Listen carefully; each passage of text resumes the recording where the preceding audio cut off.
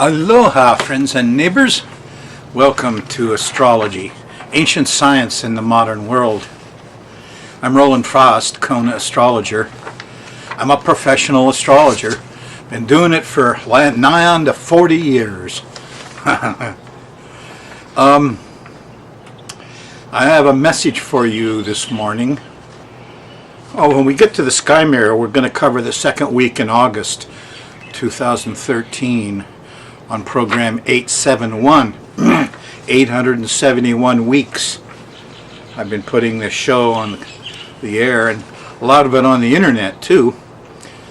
I'm told you downloads easily if you just Google my name, Rollin, R-O-L-L-I-N, Frost, F-R-O-S-T. Anyway, today's the day that Uranus stationed. I'm doing the show early. And I'm watching the kind of things that happen in my inner mind, the kind of universal mind. And I got interested in the Zimmerman, Trayvon Martin matter, which is just all over television right now, the not guilty verdict. So I decided to use the internet to see if I could get their birth dates and birth times and birth places so I could look at the incident using transiting planets and progressions. And I was surprised at what I got. A couple of shows ago I got into this matter of how misunderstood astrology is, that there's a guy calling himself an astrologer, writes a column, Free Will Astrology. And there's all kinds of ideas about what astrology is. A lot of it is not too good. And that's what I found on the internet. So I thought I'd warn you that there are people calling themselves astrologers that aren't very good at it. And when I looked at one so-called astrologer's report on Zimmerman and Trayvon, they didn't have any birth times. I had no trouble getting Edward Snowden's birth time, place, and date of birth, so I have an accurate chart on him. But when it came to getting Trayvon and George Zimmerman's charts, no times were available, but there was a lot of people calling themselves astrologers that had stuff written down there. And the one that ticked me off the most, in a way, was a so-called astrologer that went on and on and on and on about what was happening when the killing occurred. And this person was using all of these asteroids. And I remember that mountain astrologer kind of got corrupted a bit by first Vedic astrologers who came in, and they use a bunch of terms that nobody understands. Remember that scientists, Aquarian, Uranus people, have this tendency to build themselves up by inventing words that you don't know. And so every science and trade and thing, they have this inner vocabulary. When I was in my 20s, I went to work for Dow, and we were investigating this polymer, polyacrylamide. And I just learned how to say it and a little bit about it, and pretty soon I was walking around in a white coat telling everybody about polyacrylamide. And I got enmeshed in the specialist word things. There was a guy when I was in school years ago that went through college very quickly because he understood this. And he would register for a class, go down and rent or buy at a used store the textbook, and then he just went to the rear of the textbook to the appendix where they list all the fancy words. All of these words that make each science or profession special, esoteric. If you don't know these words, you can't join our club. So he would go ahead and go through all those words and understand and memorize them. And then he never went to classes and he never read the book. He would just go challenge the final at the end of the semester, and he always got at least a C because he knew the special words. So there's special words in astrology. Oh yeah, a trine and a square. Every now and then I stop and try to explain them. But what ticks me off really are newborn astrologers, let us say, using these arcane terms, and in particular a whole bunch of asteroids. And by the time you look at some of these charts, it happened in the Mountain Astrologer magazine too. Nobody that knew anything of astrology is in charge of the printing of these articles and things, and same way on the internet. So there's this person, and they got paragraph after paragraph after paragraph of where all of these asteroids were. Now look, if you put 20 more variables on a chart, it just becomes a web of, you can see almost anything there if you use enough variables. So this so-called astrologer had all these things. Oh, this is lined up with this, and it must be part of the cause. No causation implied, but nevertheless, it went on and on and on and on. And the use of these asteroids, so many of them, was disturbing, because this person claimed to be understanding what happened and claimed to see what was reflected in the sky mirror, and yet using all of these variables. And they don't work, folks.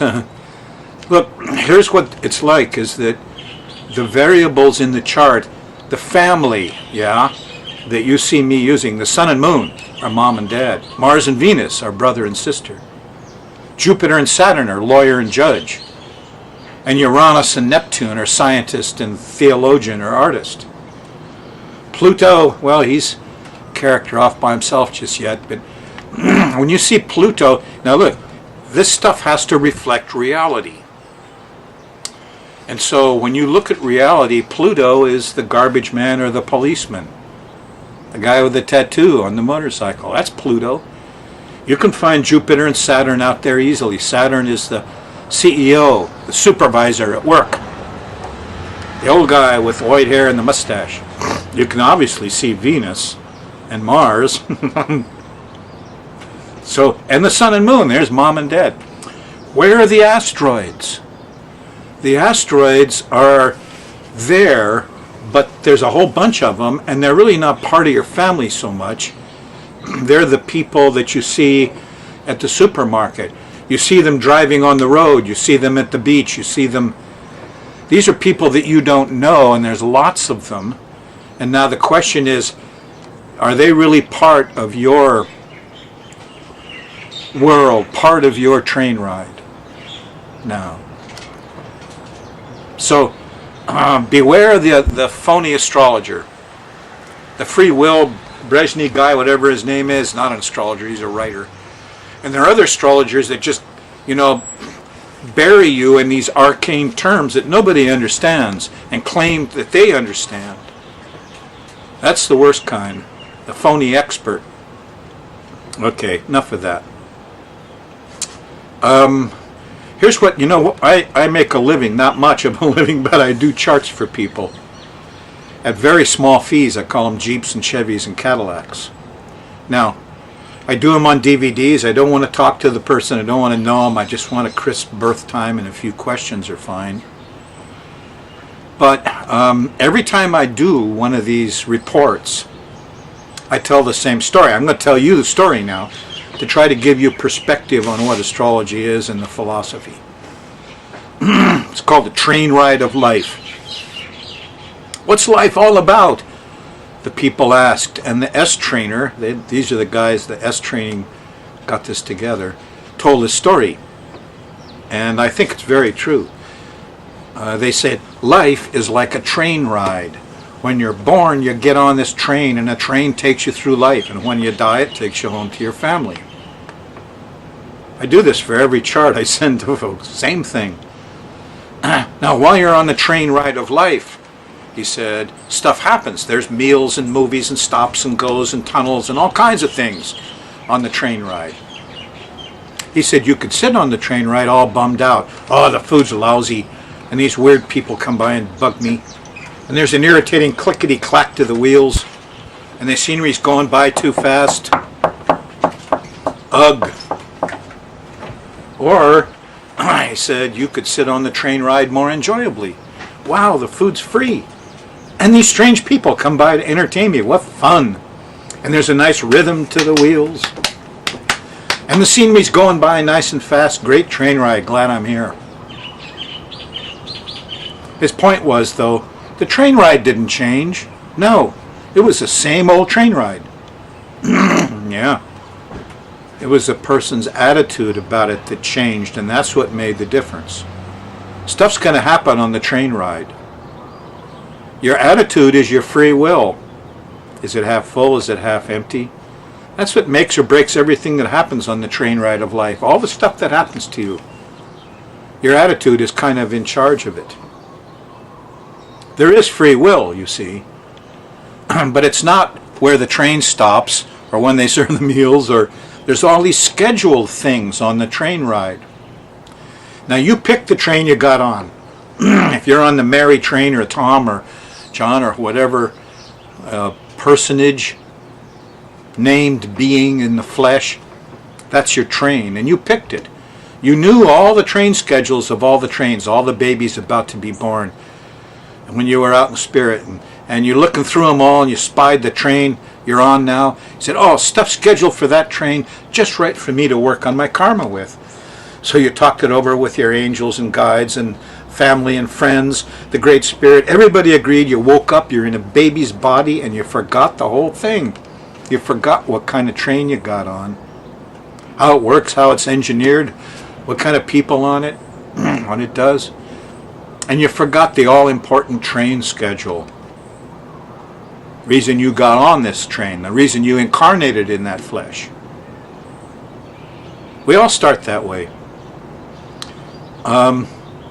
So as a professional astrologer, the first thing I always have to do is take a strong look at the train. There's no sense looking at an engineering diagram of the train, and that's what your natal chart is, without an accurate time. You need time right to the minute. And all these people that have no time on Trayvon or Zimmerman were just, shooting arrows in the sky. So you need an accurate engineering diagram, and then you can start to understand the train, how it's hooked up. What's your rising sign? That's the identity of the train. You read your rising sign in the newspaper columns, you'd be surprised. Except for free will astrology. So I tell this story about the train ride to everybody, and then when I get into the houses of the horoscope, I call them cars on your train.